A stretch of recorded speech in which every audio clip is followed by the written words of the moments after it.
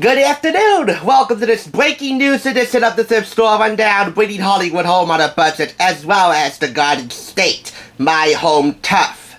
In case you didn't know, Governor Murphy has announced and will announce in just about half an hour or less that indoor dining will resume in the state of New Jersey, beginning Friday at 6 a.m. Furthermore, this week, indoor amusement centers and gyms will be resuming indoor operations as well.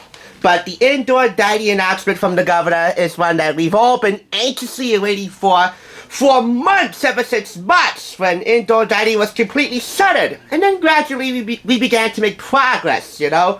Yes, there have been a lot of mansion-sized rages that were broken up by local and state authorities, prosecutors, police, you name it. But in spite of all of that, you know, Neanderthal business, there's been a lot of good progress. And as they say, good work yields good reward, and this is the reward that we have been waiting for. I, for one, am just so happy and excited. Mother cheered the announcement, and I'm pretty sure she will cheer it again when Governor Murphy makes the formal announcement in less than half an hour, because the state address begins at 1 on News 12 New Jersey, and I'd also be pumping up that volume inside the TV in the other room. So, I don't have a lot of time to get this done, but I came to you with the first announcement by reviewing the Melissa and Doug Order Up Diner playset. Unfortunately, at the last minute, Governor Murphy rescinded his indoor dining orders. I hope he doesn't do it this time. There's a link below to check out the NJ.com article with a list of all the precautions and all the restrictions being put in place for indoor dining to resume at 25% capacity.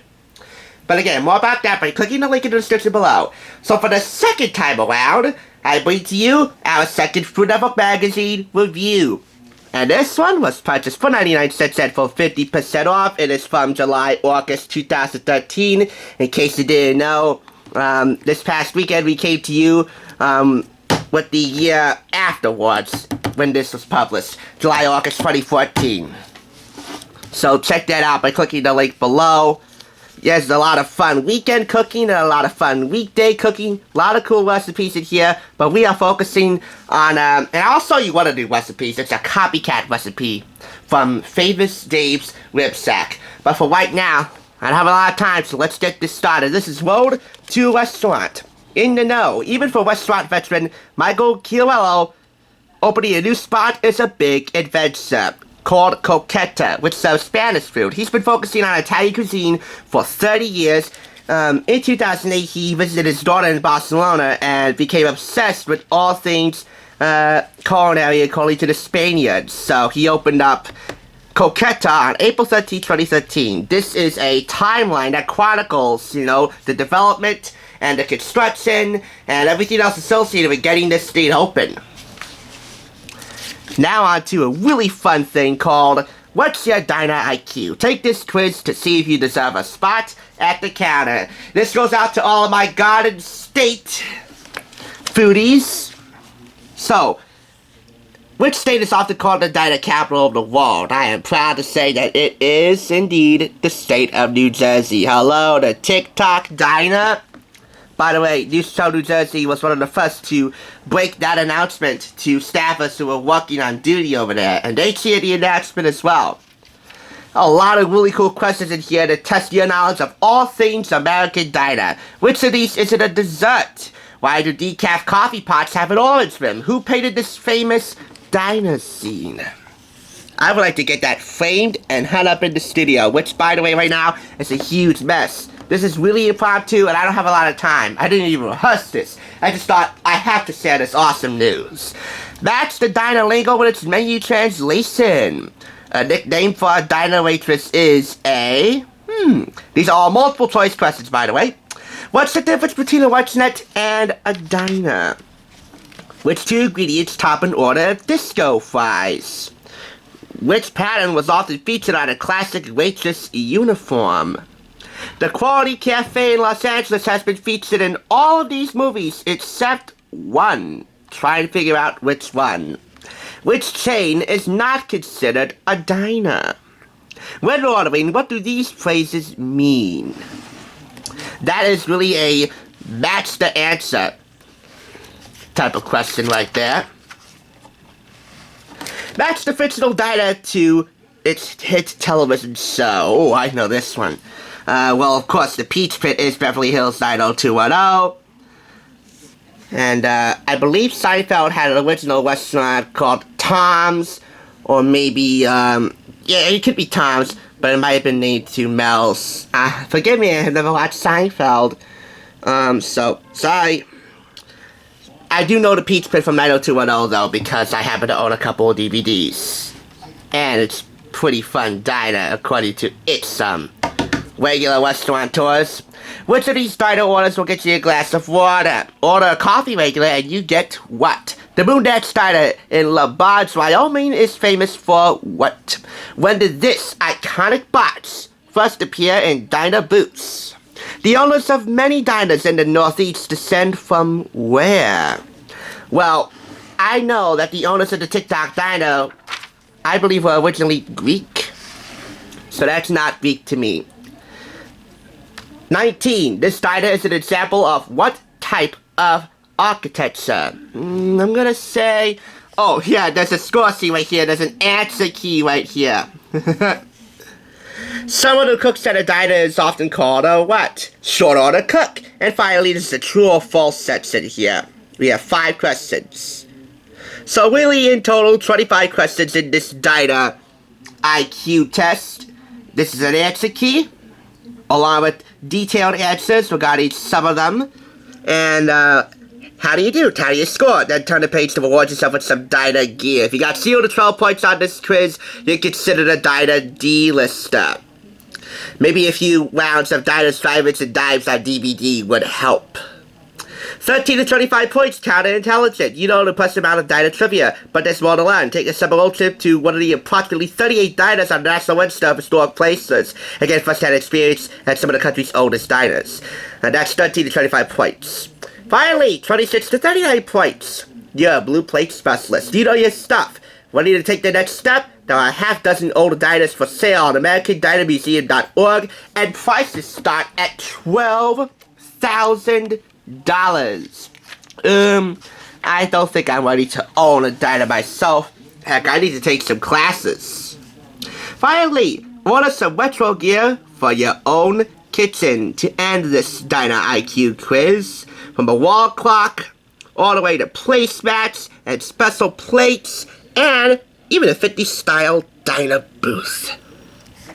So that's pretty wicked. As far as the one restaurant copycat recipe in here, again, that's called Famous Dave's. Again, this reminds me that I need to do a lot more Food Network magazine reviews. Here it is, the almost famous barbecue spare ribs from Famous Dave's. It's called the Big Slab. Famous Dave's ribs recipe is a closely guarded secret, so Food Network Kitchens created this great knockoff. They're almost famous barbecue spare ribs, which was nearly made by accident by Dave Anderson in 1994. Did they get it right? Or is it just a complete sham? You be the judge. And now we're on to 50 ice cream treats from all 50 states. One for every state. We tracked down the most delicious desserts in America, all frozen. One in every state in DC too. So this is their on the road section. You got Alabama, Alaska, Arizona, Arkansas, California, honorable mention, California, Jerry's Soda Shop's Ice Cream Soda in Canyon Park. So, they give you a good caption describing its deliciousness, its prices, and the address and website address, if applicable. And of course, I gotta show you New York because, well, I have a heart for New York. Hello, I love New York. Hopefully they'll have indoor dining, again soon. Big Gay Ice Cream. Yeah, that's the title. I'm not making this up. Big Gay Ice Cream and their American Globs in New York City. Yes, they're gay. And this ice cream certainly looks gay, and by game, I mean happy. You know, have a happy old time, have a gay old time, the Flintstones. Yeah. But of course, New Jersey is where it's at. The 90 acres corner center in P-Pack, and they're sweet and salty. Fans of chocolate-covered pretzels can't resist this Sunday. The Steps flavor ice cream with pretzels and sea salt, and top it with hot buns, and a pretzel panko crumble. 2 Main Street, P-Pack, $10, and the website is natirir.com, natirir.com. And again, a lot of really fun recipes in here. Of course, some for the Food Network Test Kitchen, some for the Food Network stars like Guy and Bobby and Guy Fieri and Bobby Flay and Drummond. That gets all 5 claps. Oh, that reminds me. I also want to preview and review the Diners, Drivers, and Dives third season 3-disc DVD set with a total running time of 273 minutes and a total cost of $6.38 off of Amazon. It's pretty beat up on the back here because it was held together with tape. But none the worse for wear. Diners, Drivers, and Dives are popular again thanks to baby boomers, a slew of younger fans, and a whole new generation of owners. Join Guy Fieri as he visits top-notch regional specialties in the show's third season, from local and regional favorites to killer barbecue and diner classics. I'm just ad-libbing because, you know, some of the box art was taken off. Some of the box art was taken off. Again, this is a 3-disc set. 2 discs run 84 minutes, and 1 disc with 5 episodes runs 105 minutes. The other 2 have 4 episodes apiece. So, like every good day, this show starts off with a big breakfast. And Guy Fieri said himself he's not a really big breakfast fan, but I guess he had his mind changed with episode 1, particularly with the Brownstone Diner visit in Jersey City, New Jersey. That is New Jersey's most favorite pancake place. And boy, did he get his fill over there. That's in episode 1, Big Breakfast. So, I hold here disc 1, that's 4 episodes. Disc 2 has, well, let's take a look at the back. 4 episodes, 84 minutes apiece per disc. Disc 3, 5 episodes, 105 minutes. Every disc played well. Again, I have a soft spot for the Brownstone Diner, although I've never been there. It's relatively close to the mall that I visited to film the Newport Center Mall in Jersey City for Too Cool for School Week last year. So, check that out. Of course, if you're weary about indoor dining in New Jersey, well, there's always outdoor dining, and I like outdoor dining. I've done that a couple of times.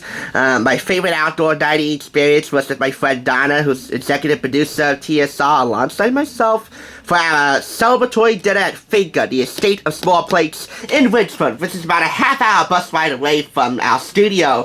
Of course, that was our celebratory dinner after meeting the phenomenal Sasha B. TSR of Pretty Little Liars for Sasha in Good Taste, the book signing. Playlist below. Click the link because that was just a truly unforgettable experience meeting one of my favorite actresses and one of my favorite shows. And I hope we get to have that experience again soon. That is if we don't backpedal and backtrack with the continuing mansion-sized wages going on, which are immoral and illegal and totally disrespectful to everybody on the front lines battling COVID-19. Of course, if you're worried about outdoor dining, well, there's always curbside pickup and delivery. And of course, because this is Food Network, hello, you should be motivated to cook. So there you go. So that wraps up this review. I'm going to give that 4.5 out of 5 claps. Because of its, aesthetic to this end, but 9.5 out of 10 total. And that's going to wrap up this review. In just less than 10 minutes, Governor Murphy's going to give his state of the state address and make the formal announcement about indoor dining resuming in the state of New Jersey by 6 a.m. this Friday. Once again, check out the link below for the NJ.com article. Hey, thanks for watching. I'll catch you on the flip side, Governor Murphy. How can we ever thank you? More importantly, how can those Neanderthals who continue to break the law by holding big, mansion-sized raging parties ever repay you? Think about that.